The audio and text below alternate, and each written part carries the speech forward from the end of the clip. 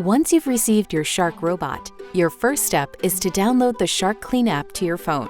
You can do this easily from the Apple App Store or from the Google Play Store. As soon as the SharkClean app is downloaded, you're ready to create your personal account. You'll be sent a verification email you simply reply to, and you're ready to go.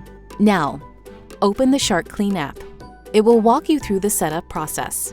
Some things you can do during setup include: verify the exact Shark robot you purchased, select the best placement for your robot's dock, ensure your robot is powered up properly, and connect to your home's Wi-Fi.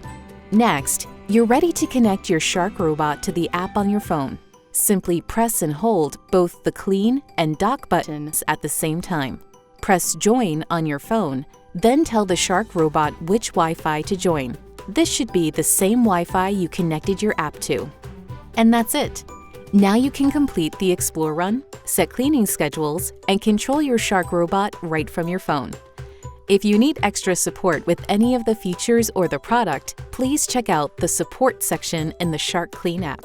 And if you're looking for more cleaning tips, please visit us at sharkclean.com.